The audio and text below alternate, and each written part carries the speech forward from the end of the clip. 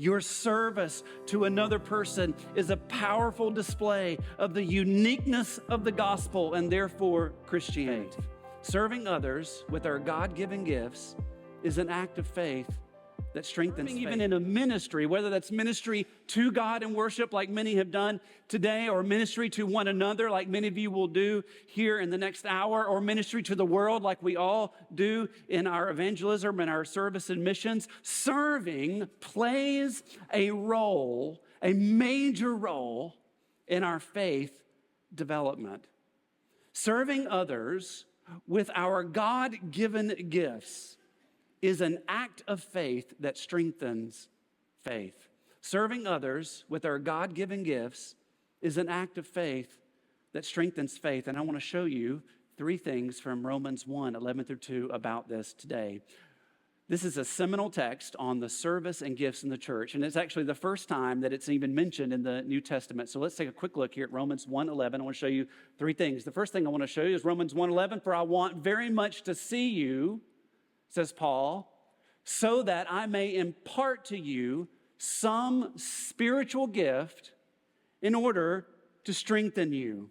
I very much want to see you so that I may, the purpose is so that I may impart to you a spiritual gift to strengthen you. Now, Romans is a letter that the Apostle Paul, a church planner, wrote to the church that met in the city of Rome. But Paul had never been a part of this church. He's never met these people. He's never seen these people. And so he's writing this letter. And he has lots of goals and aspirations associated with meeting them and associating himself with the church in Rome. And were it not for those goals and aspirations, we wouldn't have arguably the most important letter of the New Testament. But one of the things that Paul has in his heart in order to, in terms of meeting the Roman church, is that he wants to use the gifts that God had given him in order to strengthen the faith of the church in Rome. Now, in this particular translation, it sounds a little bit like Paul wanted to give a gift, right? We hear the word, so that I may impart to you, like hand over a gift to the Roman church that they can use to strengthen their own faith. But if you take some time to kind of do the work of the language, what's actually going on here, Paul is saying something like, I want very much to see you so that I can use the gifts that God has given me to strengthen your faith. I don't have a gift that I want to give you that you can use. I want to come. I want to use my gifts among you. I want your faith to be strengthened as a result of the fact that I've come to be with you and using the Spirit's gifts that He's giving me. And that statement tells us something about all of us who are Christians. That God has given you a gift, a spiritual gift. And He's given it to you for the purpose of strengthening someone else's faith. The gifts that God has given us are to be given to others for the purpose of strengthening their faith. Are any Atlanta Braves fans here in the congregation? Yeah. Well, I'm a Red Sox fan, just to be really clear. So in northwest rural Mississippi, a World Series pitcher from the 50s named Boo Ferris for the Red Sox moved to Cleveland, Mississippi when he finished his tour. And he coached baseball there forever until he actually retired and passed away. And so Mississippi is a hotbed of Boston Red Sox baseball fans. And a couple of weeks ago, the Red Sox were in town to play the Braves. Now, it wasn't much of a game because the Braves, as it turns out, are actually formidable, okay? You guys are really good. I appreciate it. And you got a beautiful park. So I met my dad there, and we just had the best time getting the socks beat out of us by the Braves. And so we were along the third base foul line behind the Red Sox dugout looking at very sad players. And a foul ball came over the net of the third base foul line. And it was relatively close, like 5 or 6 seats away. And pro tip, when a high foul ball has been hit and it comes over the net, doing this is not a good move, okay? You're not safe if you just close your eyes and put your hand up like you're Baptist-costal, okay? It's not gonna protect you, okay? And so a lady, just 5 or 6 seats, she went like this, and the ball hit her right on the head. I mean, no block, no deflection, just right on the head, and from there it went into another lady's leg, and then from there it went into the hand of a teenager who, it was like, whoa, look at this thing that found. So that he found at the expense of a woman with a mild concussion at this point. So this woman gets medical attention, and there's ice packs and boo-boo buddies and all the things that are coming out by the thing. And so they've got ice on her head. And she finally just decides, like, I've had enough. Like, can we just go home? Like, I'm fine. But I'd like to go home. So she's getting up to leave. And the teenager who was sitting in front of me that had gotten up to catch that base and got that baseball stood up and walked over to her and offered the baseball to her, right? Because I guess he thought that the gift that he had acquired was a gift that he should give to her as a means of strengthening her. See what he's doing? He's like, I've got this gift and I'm going to give it to her, but I'm giving it for the purpose of strengthening her, or at least her marital relationship, because she clearly was put out that her husband even brought her to the game to begin with, right? So you see but this was an illustration of exactly what Paul was talking about in Romans 1:11. I've got a gift. Paul had several spiritual gifts. And the gifts that God gave him, the gifts that God gave Paul were not meant for Paul to build a platform to make much of himself. The gifts that God gave Paul and the spiritual gifts that God gives you and I are not a platform for our social media growth. They're not a means by which people are meant to think much or make much of us. They are a gift for strengthening the faith of other people who inherently need the strength. They need the growth. They need the faith. And God has made us in such a way as a church that we are interdependent upon one another. And He gives all of us gifts that we need to strengthen the faith of one another, not build platforms unto self, so that we can feel good and have pride and about how awesome we are. Now, one of the questions that this immediately raises for us is this. Well, what is my spiritual gift? What gift has God given me? And that's a valid question. And I think that you should explore that in prayer, and you should ask people around you in the biblical community, in your small group, your life group, about what that is. And I hope one day we can even make exploring what your spiritual gifts are as part of even becoming a member here at Beach Haven. But I want to ask you to push deeper beyond what is my spiritual gift to a more biblical question about that's coming from the text. And that question is this: am I doing what I am supposed to do to strengthen the faith of other people? Do I look at my Christian life and walking with Jesus as an opportunity, as a lifestyle to serve others so that their faith can be strengthened? See, this question gets at the heart of our service to others in the church, or our lack thereof. The Holy Spirit lives inside each and every one of us who are in Christ, and through Him we have gifts that He has given us for the purpose of strengthening others in the faith. And if we will just start by simply focusing on becoming the kind of people who wake up in the morning, especially on a Sunday morning when we get to see everybody, and ask God that someone you encounter today will be stronger in the faith as a result of you using your gift. If you will start like that and focus on that, then there's no way in the world God wouldn't then show you what your gifts are. So maybe not quite ask, what are my spiritual gifts? Maybe ask, am I doing what I should do to strengthen the faith of other people? Is this even a mindset? Is this something I'm even bringing to the table? And if it will be, if you will say, I'm coming to church this morning, I'm going to strengthen someone's faith, and God will reveal to you through those processes exactly what your spiritual gifts are. So serving strengthens the faith of others. But Paul also says in verse 12 something different. Look at chapter 1, verse 12. Paul says, that is, let me clarify, to be mutually encouraged by each other's faith, both yours and mine.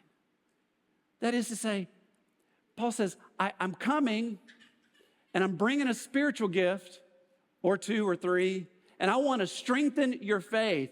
But actually, now that I think about it, in coming to be with you, it won't be one-sided.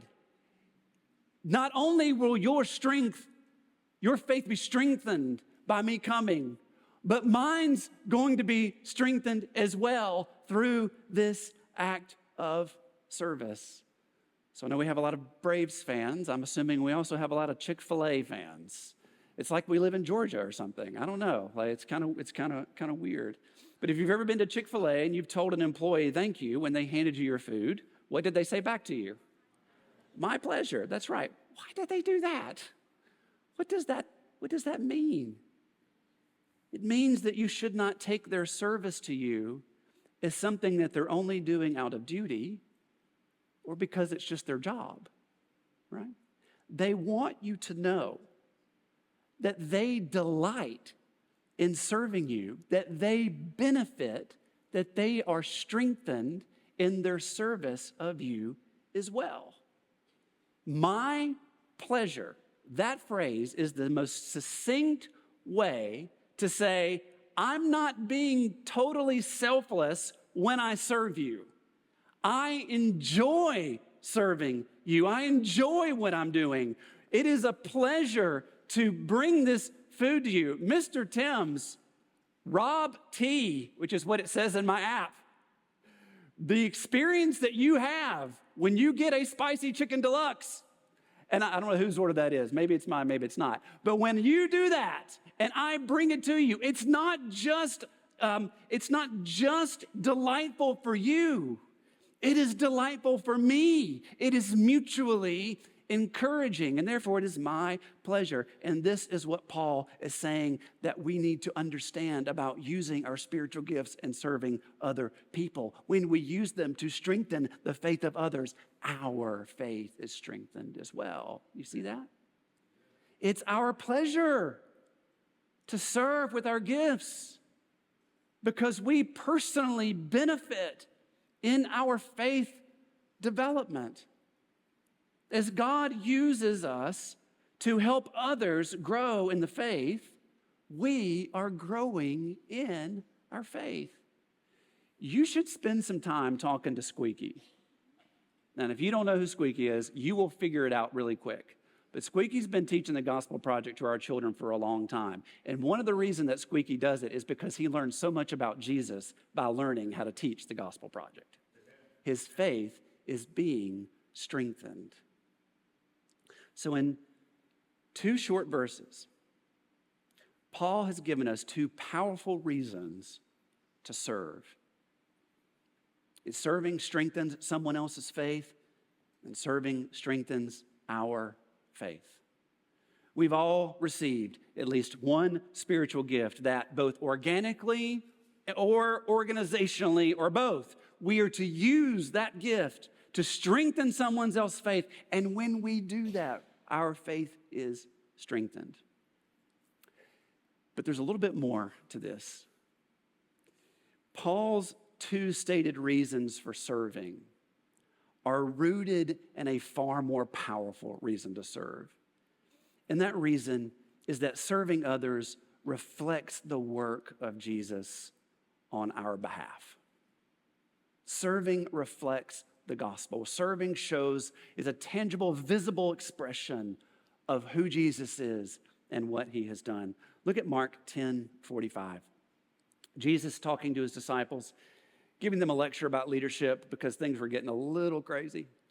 And he says, guys, even me, the Son of Man, did not come to be served, but to serve, and to give his life as a ransom for many. What was Jesus' one driving ambition that determined everything else that he did in the gospel accounts. It's this verse. The Son of Man did not come to be served, but to serve and to give his life as a ransom for many. Jesus healed, he cast out demons, he taught about the kingdom, but all of that was to the end that he might serve his people to his death and to his resurrection. And not just service that is broadly conceived as like blessing people with his care and compassion, all that is true, but service in the best way possible and in the only way that Jesus could personally fulfill, and that's through suffering on the cross. You may have noticed this morning that some, or even all of our production team members, are wearing these black t-shirts that say, "Called to Serve." And I'm trying to figure out a way to get one. I'm probably going to have to go dive into that preschool ministry to maybe get one of these shirts.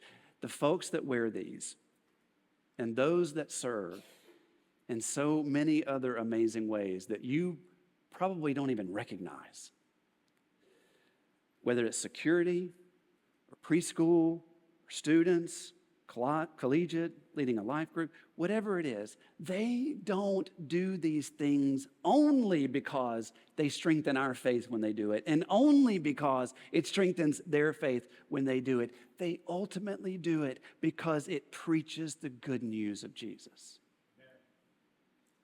The reason that faith is strengthened all around in those who serve and those who receive the service is because in serving, we are preaching the gospel to ourselves and to one another. Your service to another person is a powerful display of the uniqueness of the gospel and therefore Christianity.